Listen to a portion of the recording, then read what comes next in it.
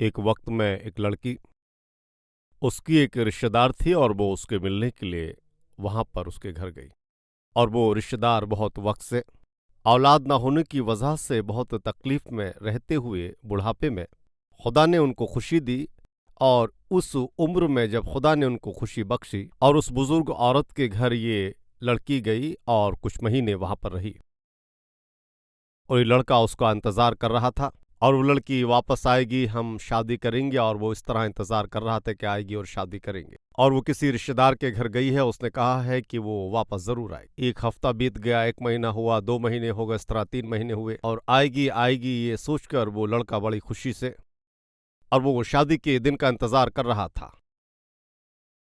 اور کسی کے لیے بھی شادی اچھی بات ہے، خدا کے کلام میں بھی اس طرح لکھا ہے کہ شادی تمام باتوں میں یہ بڑی عزت کی بات ہے، اور یہ لڑکا آنے والے اس وقت کا انتظار کر رہا ہے۔ اتنا ہی نہیں، شادی کرنے کے بعد کس طرح مجھے اپنے گھر کو بنانا ہے اور مجھے کہاں رہنا ہے، اور بہت سے خیال اور بہت سی باتیں، اور یہ اس لڑکی کا انتظار کر رہا ہے۔ اور ایک دن وہ لڑکی آخر واپس آ گئی، اور اس کے پاس ایک یہ خبر آئی، کیا ہے جانتے ہیں؟ اور تم نے جس سے شادی کرنے کے لیے سگائی کی ہے وہ لڑکی، اور وہ پریگننٹ ہو گئی ہے۔ کون سا لڑکا اسے قبول کر سکتا ہے؟ اور شادی کرنا ہے یہ کہہ کر کے سگائی کرنے کے بعد، سب کچھ طے ہونے کے بعد، اور اس کو بتائے بنا جس لڑکی سے وہ شادی کرنا چاہتا تھا، اور وہ لڑکی دوسری جگہ پر جا کر اپنے رشتہ داروں میں جا کر اور کچھ مہینوں وہاں رہنے کے بعد واپس آنے پر معلوم ہوا کہ وہ خالی نہیں ہے، اور اس نے غلط کام کیا ہے۔ اب کون ہے جو اس کو اپنائے گا؟ 3 باتیں جلدی میں آپ کے ساتھ بانٹوں گا۔ ان تینوں باتوں کو اب میں خدا کے کلام سے پڑھنے جا رہا ہوں۔ متی کی معرفت انجیل 1 باب سے ان باتوں کو میں آپ کے آگے لاتا ہوں۔ پہلا، مایوس کرنے والی سچائی۔ مایوس کرنے والی سچائی۔ وہ لڑکی حاملہ ہوئی، یہ سچائی ہے، اور شادی سے پہلے وہ حاملہ ہو گئی، یہ حقیقت ہے، لیکن یہ حقیقت اس لڑکے کے لیے اس میں بہت زیادہ مایوسی اور پریشانی ہوئی، مایوسی میں ڈبانے والی، تکلیف اور مایوسی کو لانے والی حقیقت کو سننا پڑا۔ اور میری ان باتوں کو سننے والے عزیز بھائی اور بہنوں، 2000 سال پہلے اور سگائی ہو چکی ہے ایک کنواری لڑکی جس کا نام مریم ہے، اور کن کے ساتھ سگائی ہوئی ہے جانتے ہیں؟ اور ان کی سگائی حضرت یوسف کے ساتھ ہوئی تھی، اور جوسف اسکریون نام کے ایک شخص کو جو بات نہیں سنی تھی، اس کو وہ خبر سننی پڑی، معلوم ہے وہ کیا ہے، اور وہ لڑکی مر گئی، اس دکھ سے وہ ٹوٹ گئی، یہ حقیقت تھی۔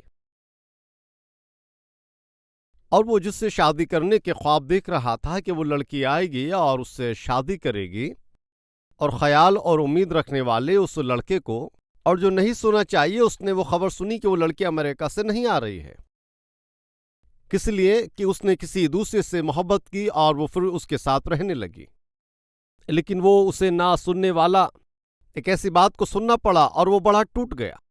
ابھی غور سے سنیں، 2000 سال پہلے حضرت یوسف نے ایک ایسی بات کو سنا جو ان کو سننا گوارا نہیں تھی۔ انہوں نے جس سے شادی کرنے کے لیے سگائی کی ہے وہ لڑکی، اور ان کے اکٹھا ہونے سے پہلے ہی وہ حاملہ ہے۔ ابھی کیا کرنا ہے؟ مایوس کرنے والی حقیقت کا جب وہ سامنا کر رہے ہیں، ان کے سامنے کیا ہے؟ دوسرا، جلد بازی میں لینے والا فیصلہ۔ اور مایوس کرنے والی حقیقت کو انہوں نے سنا یا پھر انہوں نے جان لیا۔ ابھی ان کے پاس 3 موقع ہیں یا 3 راستے ہیں۔ پہلا ہے کہ سب کے سامنے اسے بے پردہ کر سکتے ہیں، شرمندہ کر سکتے ہیں۔ استثنا کی کتاب 22वां बाब उसकी 13 आयत से 21वीं आयत तक क्या लिखा है जानते हैं? शादी होने के पहले कोई भी लड़की जिससे शादी होना है उस मर्द से मिले बिना शर्मनाक बातें उसके हक में कहे और उसे बदनाम करने के लिए दावा करे, मैंने इस औरत से ब्याह किया और जब मैं उसके पास गया तो मैंने कुंवारेपन की निशानी उसमें नहीं पाई। अभी उसके पास एक रास्ता है और वो क्या है कि अगर वो चाहे तो खुली साफ ये कह दे कि मैं इस लड़की से शादी नहीं कर सकता, और खुदा के कलाम के मुताबिक इस तरह की लड़की को संसार करके मारना है। और तुम क्या करना चाहते हो? अब शरीयत के मुताबिक करो। ये था उनका पहला रास्ता। दूसरा, हकीकत में क्या हुआ हम नहीं जानते, और क्यों वो इस तरह से हुई मैं नहीं जानता, और उसके इस तरह हामला होने की वजह क्या है ये भी नहीं जानता। मैं सिर्फ एक बात को जानता हूं कि मरियम बहुत पाकीज़ा लड़की है और वो हमारे ही गांव में पैदा हुई, हमारे ही सामने बड़ी हुई है, और उसने अपनी रूहानियत को लोगों के सामने रखा है और बहुत ही खुदा पसंद है। मैं उसकी गवाही नहीं मान पा रहा हूं और यकीन तो नहीं हो रहा है, लेकिन क्योंकि ऐसा हुआ है अब यकीन ना करूं तो मैं क्या करूं। अब दूसरा ये ख्याल आया कि अब क्या कर सकते हैं, ठीक है, और सबके सामने बेइज्जत करके उन्हें छोड़ने से ये अच्छा है मैं चुपके से उसे छोड़ दूंगा। और ये दूसरी बात हजरत यूसुफ सोचते वक्त में खुदा ने उसको ख्वाब से बातें की। यूसुफ, मरियम हामला हुई है रूहुल कुदूस की मार्फत, और उनको एक बेटा पैदा होगा जिसका नाम ईसा मसीह रखना, क्योंकि वो लोगों को उनके गुनाहों से उनको छुड़ाएंगे और उनका छुटकारा करेंगे। इसलिए उनका नाम यीशु मसीह रखना। और जैसे ही खुदा ने ख्वाब में हजरत यूसुफ से ये बातें की, अभी तीसरी बात क्या है? ये अपने माँ बाप को, अपने रिश्तेदारों को, अपने आसपास के लोगों को, अपने पड़ोसियों को एक डरा देने वाली सच्चाई, जल्दबाजी में लेने वाला फैसला क्या है वो? और पूरी दुनिया सोच रही है शादी होने से पहले ही ये लड़की कैसे हामला हो गई, और ऊपर से एक दूर देश में गई, बहुत वक्त तक रही और वापस आते ही और ये हामला नजर आती है, शायद गलती हुई, छोड़ दो। इस तरह जब दुनिया अपने कयास लगा रही थी, हजरत यूसुफ को क्या करना चाहिए था? सबके सामने उन्हें बेइज्जती करना बिल्कुल भी पसंद नहीं है। चुपके से छोड़ दूंगा, लेकिन खुदा ने ख्वाब में आकर और खुदावंद ने हजरत यूसुफ को इस तरह से कहा, तुम्हें हजरत मरियम को छोड़ने की इजाजत नहीं है, उसे तुम अभी अपना लो, उसे तुम अपना लो। खुदावंद आप फरमाते हैं, लेकिन दुनिया मेरे लिए क्या सोचेगी? अरे यूसुफ, तुम्हें क्या हो गया है? शादी ही करना है तो एक रास्तबाज औरत से करो, खुदा के खौफ में रहने वाली, खुदा के साथ चलने वाली औरत से करो।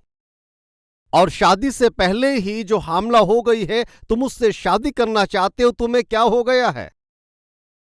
मेरे माँ बाप के सवाल का, मेरे रिश्तेदारों के सवाल का, और मेरे आसपास रहने वाले लोगों के दिए हुए उन तानों का, अब मैं उनको क्या जवाब दे पाऊंगा? और ये कहती हो उनका मन जल्दबाजी करने के वक्त में यूसुफ ने एक फैसला लिया। वो क्या है जानते हैं? मुझे कुछ भी हो जाए, मेरे लिए कोई कुछ भी सोचे, कोई बात नहीं, मुझे देखकर लोग कुछ भी कहें या ताने दें और नफरत भी करें तो भी कोई बात नहीं मेरी जिंदगी में, लेकिन खुदा का मकसद ही पूरा होना है। और मेरी जिंदगी से खुदा का मकसद क्या है, उसकी बातें क्या हैं, वही होना है। और उस खुदा की मर्जी को पूरा करने के लिए मेरी बेइज्जती क्यों ना हो, लोग मुझे कुछ भी क्यों ना कहें, मुझे हंसी में उड़ाने पर भी, मुझे छोड़ देने पर भी, मैं उन बातों के लिए तैयार हूं। ये फैसला जरूर उनके माँ बाप को बड़ी जल्दबाजी में डाल दिया होगा और मायूस हुए होंगे, तुम्हें क्या हो गया है, और कहते होंगे हम कैसे सर उठाकर जिएंगे। उसे तो समझ नहीं है तुम उसी के साथ शादी करना चाहते हो, तुम्हें तो उसको खुद ही समझाना चाहिए। और ऐसी लड़की से तुम कैसे शादी करोगे, क्या तुमको समझ नहीं है? और तमाम दुनिया के लोग आकर जब तरह तरह की बातें वो हमसे करेंगे, हम तुम्हारे इस फैसले के लिए उनको क्या जवाब देंगे? और माँ ने क्या कहा, बाप ने क्या कहा, दोस्तों ने क्या कहा, उनको नहीं मालूम। लेकिन एक हकीकत है, उस दिन हजरत यूसुफ का लिया गया फैसला बहुतों को जल्दबाजी में लाया होगा या वे मायूस हो गए होंगे, लेकिन उन्होंने एक फैसला तो कर लिया। अब गौर से सुने। और देखा जाए तो हजरत यूसुफ और हजरत मरियम वो किस जगह के रहने वाले थे? नासरत के। लेकिन शायद वो यशाया नबी हो, मीका हो, या फिर वे दूसरे नबी हो सकते हैं। और इन्होंने क्या नबूवत की थी कि दुनिया को नजात देने वाला कहां पैदा होगा? बैतलहम में पैदाइश होनी है। अब बैतलहम में हजरत ईसा मसीह की पैदाइश होनी थी तो हजरत यूसुफ और मरियम कहां पर रहते थे? वे नासरत में रहते थे, जहां से बैतलहम लगभग 100 किलोमीटर के दूर पर है। और जब वो हामला ही थी, उस वक्त ये हुक्म जारी हुआ, और ये हुक्म जारी हुआ कि औगस्तुस कैसर के मुताबिक हर एक अपने अपने शहरों में जाकर, और वो जहां पर भी पैदा हुए हैं उस नसब नामे के मुताबिक उन सबको अपने अपने नामों को लिखाना है। और हजरत यूसुफ हजरत दाऊद के घराने के थे जो बैतलहम में रहते थे, और इसलिए हजरत यूसुफ वो बैतलहम को जाते हैं कि उनका नाम लिखाना है। अब गौर से सुनिए इन बातों के कि घर में जो बड़ा था और जो मर्द था वही उस जगह पर जाकर, और वो जाकर अगर नाम लिखवा दे तो ये काफी है, पूरे घर को वहां जाने की जरूरत नहीं थी। और मर्दम शुमारी के लिए जब गिनती की जाती है तो और ये मालूम करने के लिए आते हैं कि हाँ इस घर में कौन कौन रहते हैं, और घर का मालिक आकर पूछता है कौन होना है, वो कहते कितने लोग रहते हैं, मालूम करते मर्द कितने हैं, औरतें कितनी हैं, बच्चे कितने हैं। घर का मालिक तमाम तफसील को बताता है और वो लोग लिख कर चले जाते हैं। लेकिन वो ये नहीं कहते कि पूरे घर के लोगों को हमें देखना है, सिर्फ वो लिखते हैं और चले जाते हैं। अब गौर से सुने कि हजरत यूसुफ अकेले ही बैतलहम को जा सकते थे। अब सवाल ये पैदा होता है कि हजरत यूसुफ अकेले बैतलहम को क्यों नहीं गए? मैं बताता हूं उसकी वजह क्या है। क्योंकि वो पूरा गांव उस वक्त तक हजरत मरियम को ताने देता था, और लोग कहते रहे होंगे कि शायद ये तो शादी से पहले ही हामला हो गई है, इस तरह की बातें लोग कहते होंगे।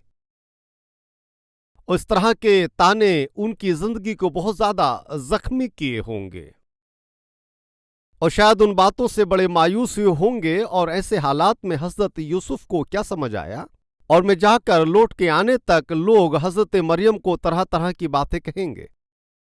और आमतौर पर देखा जाए तो कुछ औरतों की जो जबान है वो बड़ी खुली हुई कब्र है, शायद आप माने या ना माने। क्या है वो खुली हुई कब्र है? अगर औरतें जबान खोलती हैं तो लोगों की जान ये जाना ही है। और कोई भी एक बात बस उसे मालूम होने की देर है, और ये अपना मुंह जब खोलेंगी आप देखेंगे आसपास के लोग मरना ही है। और ऐसे लोगों को आप अच्छी तरह से जानते हैं। और भले बुरे को ना समझने वाली हजरत मरियम और रूहुल कुदूस की मार्फत से वो हामिला हैं, इन बातों को कौन मानेगा? औरतें कहेंगी ये सबको बेवकूफ बनाती है, शायद ये गलत रास्तों में चली है और खुदा का नाम ले रही है। और ये तो इस तरह से कह रही है, लेकिन कभी भी तवारीख में रूहुल कुदूस के मार्फत हामला होने वाली औरतें, ऐसा जिक्र हमने नहीं सुना है। और वो कहेंगी अपनी बातों से धोखा देकर अपने गुनाहों को छिपाने की कोशिश में है। कितने लोगों ने ना जाने क्या क्या कहा होगा। हजरत यूसुफ इस बात को समझ गए कि इन हालातों में हजरत मरियम को छोड़कर जाने से और वापस आने तक हजरत मरियम का क्या होगा, इस ख्यालात को करके, खासतौर पर इस दुनिया में खुदा जो भेजने पर है और उस तोहफे को दुनिया में आने से पहले लोग खत्म कर देंगे।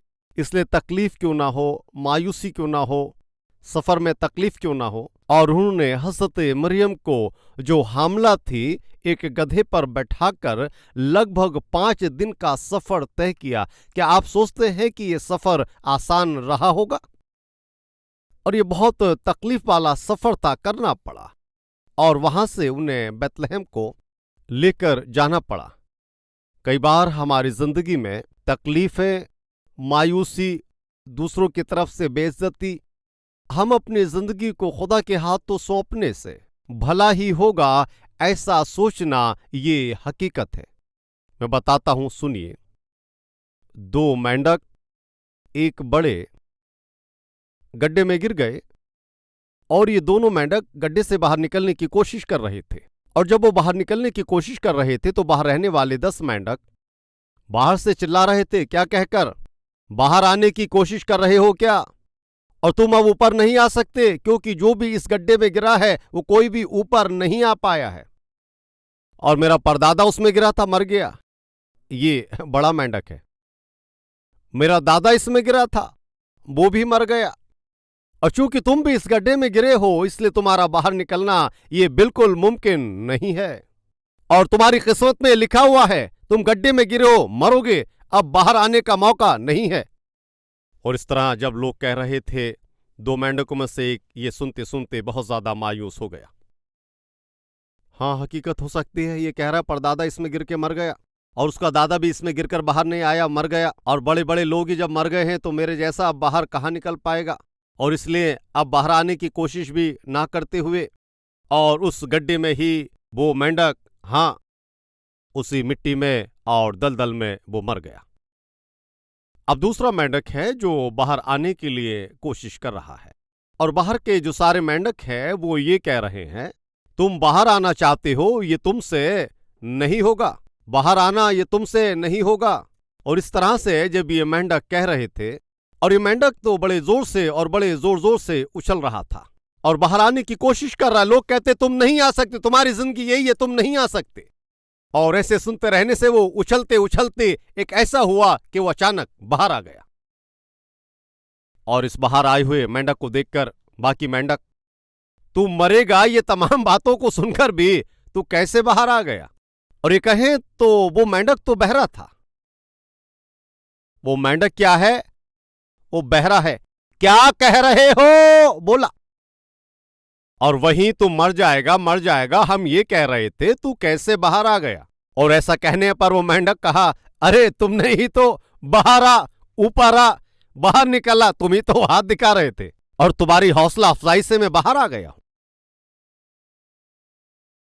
اور اس سے سنیے، جو دوڑنے والے گھوڑے ہوتے ہیں آپ ان کو دیکھیے، ان گھوڑوں کو معلوم ہے آپ لوگ کیا کرتے ہیں، ان کے کان ڈھک دیے جاتے ہیں اور آنکھوں سے بھی تھوڑا دیکھے ایک پردہ لگاتے ہیں، اور لڑائی میں لڑنے والے ایک فوجی کو دیکھیے، اس کو ایک ٹوپ پہنایا جاتا ہے۔ یہ جو ٹوپ ہوتا ہے پوری طرح سے ان کے کانوں کو ڈھانپ لیتا ہے، جانتے ہیں کیوں؟ وہ ایک مقصد کو لے کر کے اس جنگ میں لڑ رہے ہیں کہ اس کو پورا کریں۔ اور روحانی زندگی میں ہم بھی اور ہمارے چاروں طرف کے لوگ، ہم جلد بازی میں فیصلہ لیں، ہم مایوس ہو جائیں، اس طرح کی باتیں کرتے ہیں کہ ہم بالکل ٹوٹ جائیں، اور حقیقت سے انہیں کوئی بھی لینا دینا نہیں ہے، اور سچائی انہیں دکھائی نہیں دیتی ہے، صرف وہ جانتے ہیں بحث کرنا اور آپ کو مایوس کرنا۔ اس دن حضرت یوسف سے کتنے لوگوں نے بحث کی ہوگی، حضرت مریم کو کتنوں نے لعن طعن کہا ہوگا۔ انہوں نے ایک فیصلہ کیا، وہ یہ تھا کہ ہمیں منزل تک پہنچنا ہے، ہم مقصد کو پورا کریں گے، اور ہم دونوں مل کر تمام باتوں کو سہ لیں گے، ہم تمام باتوں کو برداشت کر لیں گے، لیکن دنیا کو حضرت عیسیٰ مسیح کو تحفے کی شکل میں دنیا میں آنا ہے، یہ کہہ کر ان دونوں جوانوں نے فیصلہ کیا۔ حضرت یوسف اور مریم نے یہ فیصلہ کیا۔ چوتھا، متاثر کرنے والی گواہی، مایوس کرنے والی حقیقت، جلد بازی میں لیا گیا فیصلہ، اور متاثر کرنے والی گواہی وہ کیا ہے، اس خیال کو آئیے میں آپ کو بتاتا ہوں۔ متی کی معرفت انجیل پہلا باب 25ویں آیت کو پڑھتا ہوں، اور جب تک ان کے بیٹا نہ ہوا اور اس نے ان کو نہ جانا، اور انہوں نے اس کا نام یشو رکھا، ان کا نام یشو رکھا۔ جوانوں کو متاثر کرنے والی ایک گواہی۔ اور جب حضرت مریم نے روح القدس کے सबब से हामला हुई, हजरत यूसुफ ने एक फैसला किया कि वो पाक दुनिया को नजात देने वाला जब तक पैदा ना हो मैं मरियम के पास नहीं जाऊंगा। ये एक अच्छी गवाही कहेंगे या नहीं है? एक दिन एक बहन आकर रो रही है। उसने कहा, भाई मेरा घर टूट गया है, एक बुरी औरत ने मेरे घर को तोड़ दिया है, मेरे शौहर को धोखा देकर, या मेरे शौहर ने उसको धोखा दिया। क्या हुआ मैं नहीं जानती। क्या हुआ बहन? वो कहती है, मैं हामला हूं और अभी ये बालक पैदा नहीं हुआ, लेकिन मेरा शौहर दूसरी औरत के साथ चला गया, इसको यतीम कर गया, और वो गलत औरत मेरे शौहर को लेकर चली गई। और मैंने पूछा, बहन वो दूसरी औरत क्या है? मैं बताऊंगा तो आप ताजुब करेंगे। वो कहती है, भाई मैं क्या कहूं, आपको क्या बताऊं। मैं हामला थी और उस वक्त मैंने अपनी बहन को अपने पास बुलवाया था, और मेरे शौहर की आंखें मेरी बहन के ऊपर लग गईं, और उसको तो समझ होनी चाहिए थी, और उसको ये सोचना चाहिए था कि मुझसे बड़े हैं, मैं कैसे इनके साथ ऐसे गलत काम कर सकती हूं, और अगर मैं ऐसे गलत कामों को करूंगी तो मेरी बहन का जो घर है वो टूट जाएगा। उसको ये तो सोचना चाहिए था। उस बालक की पैदाइश पर मुझे खुश होना था। ऐसे वक्त में मेरा शौहर और घर से चला गया। बाद में जब मालूम हुआ तो पता चला कि वो क्यों गया, और मेरी बहन उसके साथ चली गई थी। भाई मेरी बहन, मेरे घर को उसी ने मानो बर्बाद कर दिया। शादी हो गई, बीबी है, लेकिन ये क्या नाश होने की बात है? दूसरी औरत पर और बगल वाली औरत पर बुरी नजर, और जहां पर नौकरी करते हो वहां पर काम करने वाली दूसरी औरत पर तुम्हारी गलत नजर। क्या आज ऐसे लोग नहीं होते हैं? भाइयों और बहनों, क्या आज ऐसे लोग नहीं होते हैं? शादी होने पर भी दूसरी तरफ जाने वाले, शौहर होने पर भी, बीवी होने पर भी पराई औरत और पराई मर्द के चक्कर में पड़कर अपनी जिंदगी को नाश करने वाले, क्या ऐसे नहीं होते? और एक भाई भी आकर रो रहा था। मैंने उससे पूछा, तुम इतना क्यों रो रहे हो? उसने कहा, हम बढ़ई का काम करने के लिए एक शख्स को अपने गांव से लाए थे, और एक दिन जब मैंने घर गया तो अपनी बीवी और उसके साथ कुछ गलत बातों को देखा। मैं सह नहीं पाता, और जो मेरे साथ काम करता है उसी के साथ गलत रिश्ते बनने से मैं इसको कैसे बर्दाश्त कर सकता हूं? और मैं बर्दाश्त नहीं कर पा रहा हूं। मैं अपने घर नहीं जा पाता हूं, मैं अपनी बीवी को माफ नहीं कर पा रहा हूं, और मैंने अपनी बीवी को कोई कमी नहीं होने दिया, फिर भी उसने मेरे साथ धोखा किया। मालूम किया, तुम क्या करोगे? वो कहता, मुझे समझ में नहीं आ रहा है। और मैंने मालूम किया, क्या तुम माफ कर सकते हो? वो कहता, मुझसे नहीं होगा। इतना धोखा देने वाली औरत को कैसे माफ करूं? मैं कैसे माफ कर सकता हूं? क्या आज ऐसे नहीं है? शौहर को धोखा देने वाली बीबियां और बीबी को धोखा देने वाले शौहर। लेकिन खुदा का कलाम कहता है, हजरत यूसुफ की गवाही हमारे दिलों को छू लेना है। हमारी रूहानी जिंदगी उससे मुतासिर होनी चाहिए। हजरत यूसुफ ने शादी की, लेकिन बीवी को छुआ नहीं। वजह थी, दुनिया को नजात देने वाला पाक है, और वो पाकीज़गी से ही इस दुनिया में उनको पैदा होना है। कितना इत्मीनान है, और कितना फतह पाई, कितनी पाकीज़गी है। और शादी होने के बाद भी एक दूसरे को उन्होंने नहीं जाना, कितनी पाकीज़गी है। भाइयों और बहनों, तुम दोस्ती कहते हो, मोहब्बत कह रहे हो, और दोस्ती और मोहब्बत की आड़ लेकर तुम कितने गलत काम कर रहे हो। उससे मोहब्बत करती हूं, उससे शादी करना चाहती हूं, और कैसे तो भी शादी करने जा रही हूं, इसलिए कुछ भी करो क्या होगा ये सोचकर आज कितने जवान लड़के और लड़कियां शादी से पहले ही क्या गलत कदम नहीं उठा रहे हैं? क्या शादी के पहले ही वो बुरा काम नहीं करते हैं? और शादी होने से पहले बस सगाई होने भर की देरी है।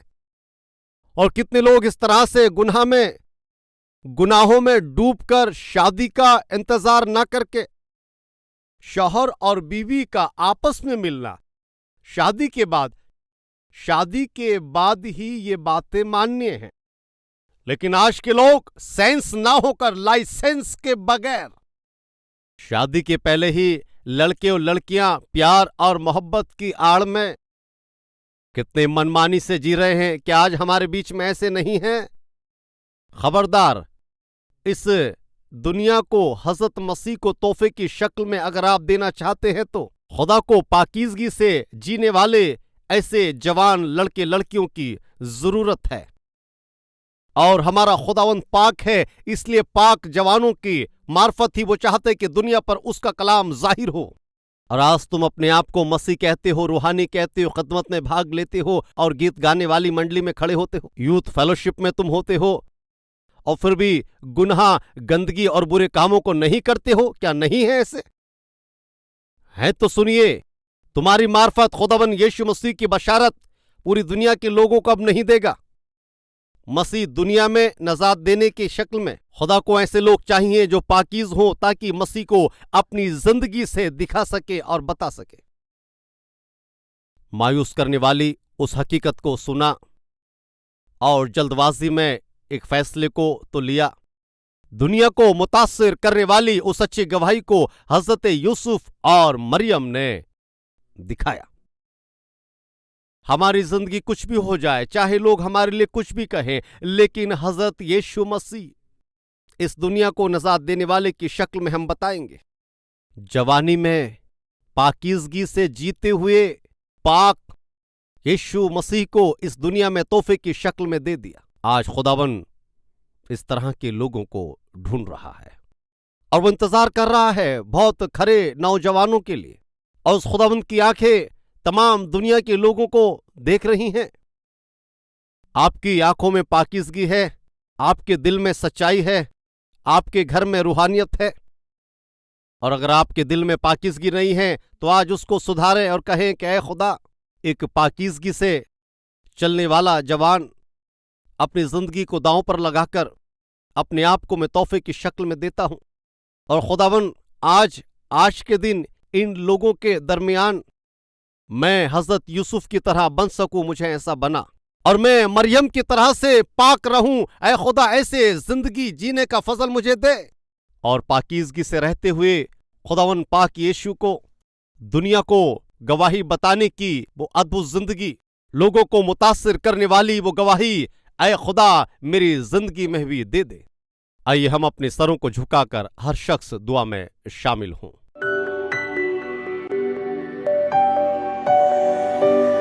हमारे प्यारे खुदावन यीशु मसीह के वसीले में इन वचनों को सुनने वाले भाई बहन हजरत यूसुफ की तरह और मरियम की तरह अपनी जवानी को महफूज करके पाकीज़गी से अपने आप को, अपने बदन को और अपने किरदार को मजबूत बनाए रखने में हमारी मदद करें। शादी होने पर भी और जिस्मानी बातों के हामी होकर शौहर और बीवी को धोखा देने वाले खुदा ऐसे बहुत सारे लोग हैं।